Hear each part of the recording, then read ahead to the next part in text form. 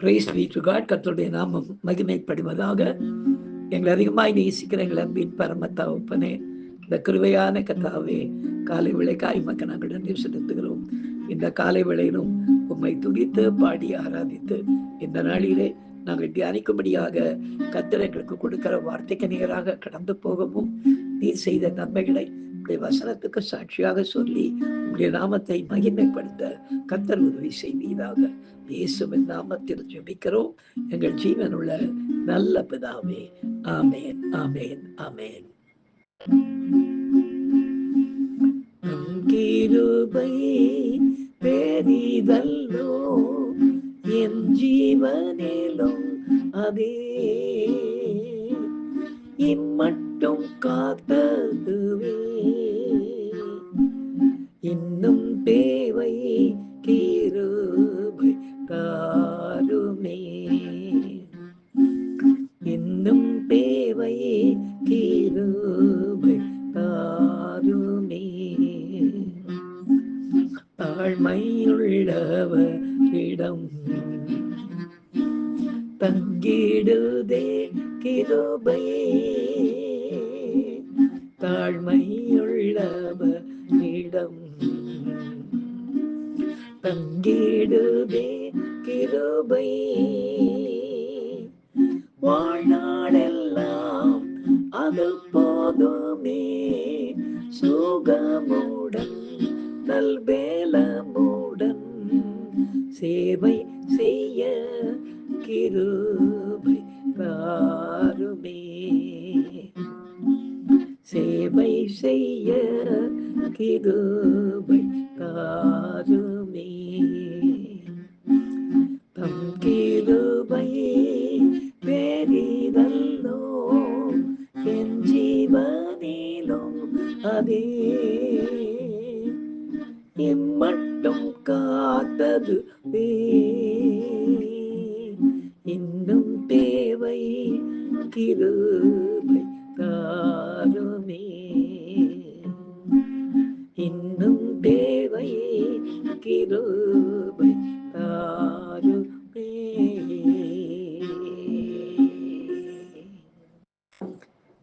எனக்கு அருமையானவர்களே, இந்த நாளிலே நாம் தியானிக்கும்படியாக கர்த்தர் நமக்கு கொடுக்கிற வார்த்தைக்கு நேராக நாம் கடந்து போவோம். எடுத்து வாசிக்கலாம்.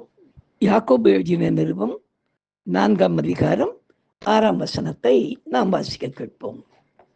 அவர் அதிகமான கிருபை அளிக்கிறாரே, ஆதலால் தேவன் பெருமை உள்ளவர்களுக்கு எதிர்த்து நிற்கிறார், தாழ்மை உள்ளவர்களுக்கோ கிருபை அளிக்கிறார் என்று சொல்லி இருக்கிறது.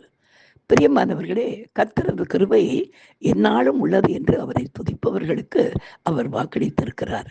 மேலும் சில காரியங்களை நாம் செய்வதற்கு நமது சுவாப குணம் நமக்கு தடையாயிருக்கும். அப்படிப்பட்ட நேரத்தில் நாம் கர்த்தரை நோக்கி கேட்கும் பொழுது அதிகமான கிருபையை அவர் அளிப்பார். இப்படி அதிகமான கிருபையை கர்த்தரிடமிருந்து கேட்பதற்கு முன்பு நம்மை நாம் தாழ்த்த தயாராக இருக்க வேண்டும். ஏனெனில் தாழ்மை உள்ளவர்களுக்கே கர்த்தர் அதிகமான கிருபையை அளவில்லாமல் அளிக்கிறார் என்று வேதம் சொல்லுகிறது.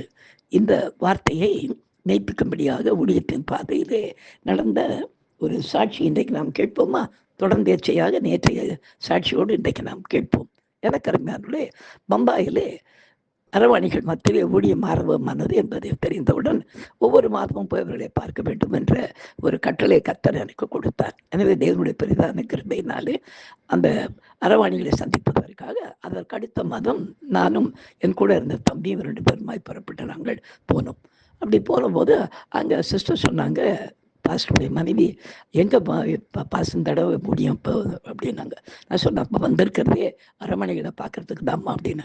உடனே பாஸ்டர் சொன்னார், பாஸ்டர் எனக்கு அங்கே வர்றதுக்கு பயமாக இருக்குது, நான் பாம்பேயிலே பிறந்து பாம்பேயிலே இருந்தாலும் ஊடி செஞ்சுக்கிட்டு இருந்தாலும் அவங்ககிட்ட நான் இன்னும் போகிறதில்ல. நான் வேணா ஒன்று செய்கிறேன், உங்களை கொண்டு போய் அந்த இடத்துல விட்டுடுறேன். அந்த ஏரியாவில் அந்த சைன் கொடிவாடான்ற இடத்துல உங்களை விட்டுடுறேன். நீங்கள் உங்களை சந்தித்து முடித்ததுக்கப்புறம் எனக்கு ஒரு ஃபோன் பண்ணிங்கன்னா நீங்கள் நான் கட்டாயம் உங்களை பிக்கப் பண்ணிக்கிறேன் அப்படின்னாரு. இதனடா போச்சுன்னு கடைசியில் நான் தனியாக அந்த இடத்துக்கு போய் சேர்ந்தேன். போய் சேர்ந்து அது பார்த்தா சின்ன சின்னதாக, அதாவது ஹிந்தியில் சால்னு அப்படின்னு சொல்லுவாங்க, சின்ன சின்ன வீடுகள், தகர வீடுகள். அந்த ஒரு தகர வீடு, முதல்ல இருந்த தகர வீட்டுக்கு முன்னால் நிறைய பெஞ்செல்லாம் போடப்பட்டிருந்தது. இப்படி ஒவ்வொரு வீட்டுக்கு முன்னால் பெஞ்சஸ் இருந்தது. இது என்ன எல்லா வீட்டுக்கு முன்னால் பெஞ்ச் இருக்குன்னு அப்படின்னு பார்த்து கையில் பைபிள் எடுப்பேன். இந்த முதல் வீட்டு வாசல் என்ன உடனே ஒரு பையன் அந்த பெஞ்சில் உட்காந்து, அந்த ஒரு பையன், என்ன நீங்கள் யார் பாஸ்டரா அப்படின்னு கேட்டோம். கையில் பைபிளை பார்த்துட்டு ஆமாப்பா அப்படின்னு சொன்னேன். ஐயோ, நீங்கள் கூட இந்த மாதிரி காரியத்துக்கெல்லாம் வருவீங்க அப்படி. என்னப்பா என்ன காரியத்துக்கு அப்படின்னு. அதோ வந்திருக்கிறீங்களே, இது தப்பு நடக்கிற இடம் பாஸ்டர் அப்படின்னா.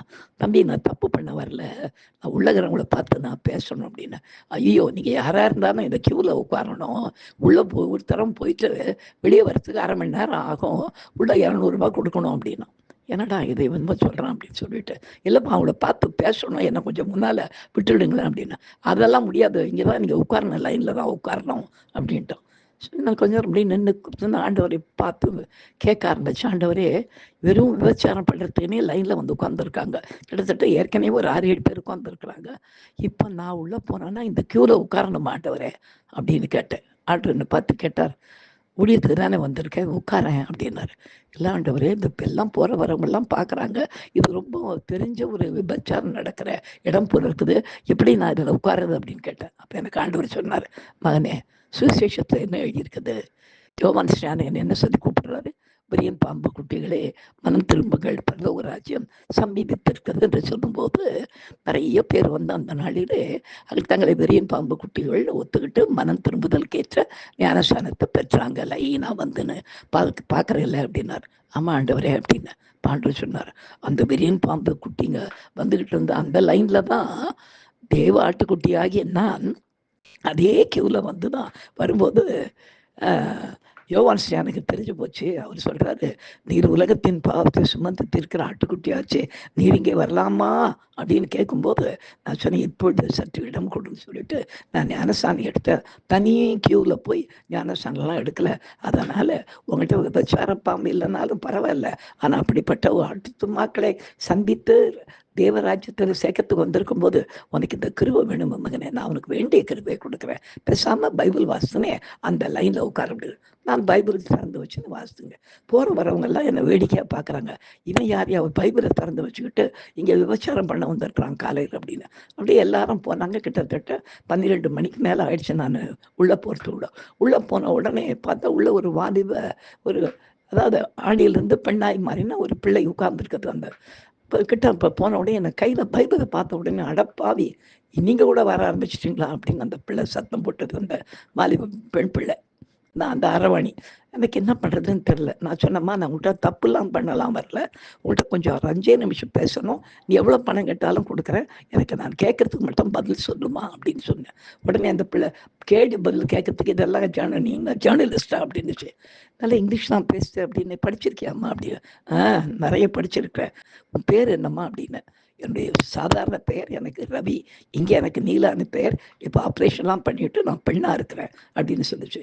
அப்படியா, அப்போ முந்தைய ஆம்படையா இருந்தியா அப்படின்னு. ஆமாம் அப்படின்னா. ஏன் இப்படி மாறிட்டேன் திடீர்னு அப்படின்னு. என்ன பண்ணுறது, உன் கையில் வச்சுருங்கிறிய பைபிள், அந்த இயேசு தான் என்னை இப்படி ஆக்கிட்டார் அப்படின்னு.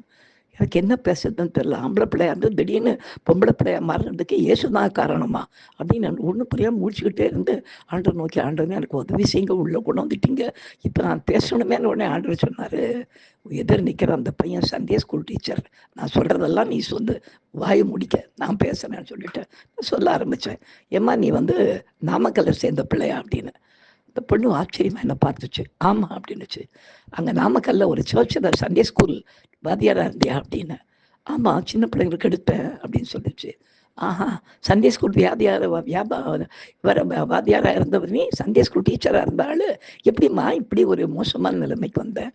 அதான் இயேசு தான் அப்படின்னார். அப்போ கர்த்தரின் மூலமாக அந்த பிள்ளைகிட்ட சொன்னார், இயேசு உன்னை எப்படி மாற்றலம்மா, சின்ன வயதிலிருந்தே ரகசியமான பாவங்கள் உனக்குள்ள இருந்ததுனால அந்த பாவத்தினுடைய உச்சகட்டம் அதிகமான போது உனக்கு பெண்களை வெறுத்துட்டு ஆண்டோட சேர்ந்து வாழணுன்ற எண்ணம் உனக்கு வந்ததுனால எண்ணத்தை நீ மாற்றிக்க முடியாத உன் சிந்தை கெட்டு போனதுனால நீ இந்த இடத்த வந்து ஆப்ரேஷன் பண்ணிக்கிட்டு இப்படிப்பட்ட ஒரு சூழ்நிலைக்கு வந்துட்டேன்னு சொல்லி நீ பொய்ய பேசி நீ ஆண்டவரை கெட்டவராக்காத அப்படின்னு சொன்ன அடுத்த நிமிஷம் எனக்கு கருமையாளர்களே அந்த பிள்ளை முழங்கால் போட்டு கதறி அந்த பிள்ளை ஆட ஆரம்பிச்சு. நான் உண்மைதான், நான் வந்து சண்டே ஸ்கூல் டீச்சர் தான்.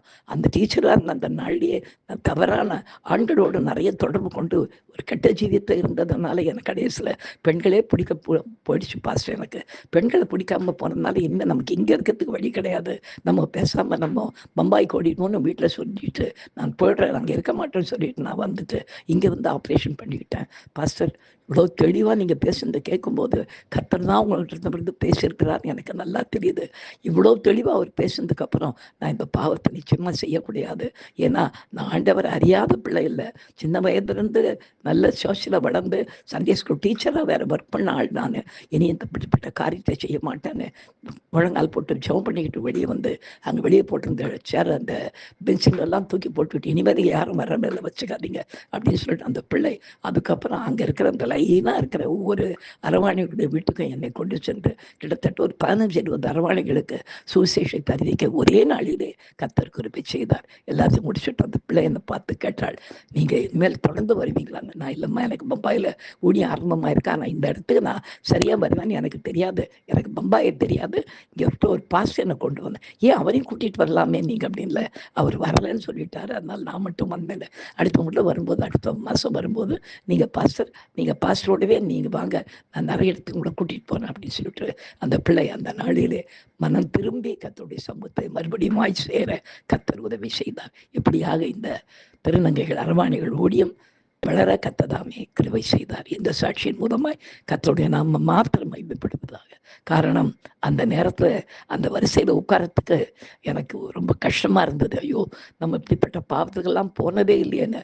அந்த ஆண்டவர் உட்கார்ந்துக்கிட்டு பைபிளை வாசிச்சுட்டு உட்கார், அப்போ தான் கிருபை இருக்கும் உனக்கு அப்படின்னார். அதன் பிற்பாடு அந்த காரியத்தை ஜெயமாய் முடிக்க கர்த்தர் உதவி செய்தார். நாம் செபிக்கலாம். பெரியமார்களே, எங்கள் அதிகமாய் நேசிக்கிற எங்கள் அன்பின் பரம தகப்பனே, அநேக நேரங்களிலே மாம்சீகமான குணங்கள் அப்பா எங்களிடத்துல இருக்கிறதுனாலே இப்படிப்பட்ட சில முடியாத காரியங்களை செய்வதற்கு எங்களுக்கு கிருபை தேவையாக இருக்கிறது.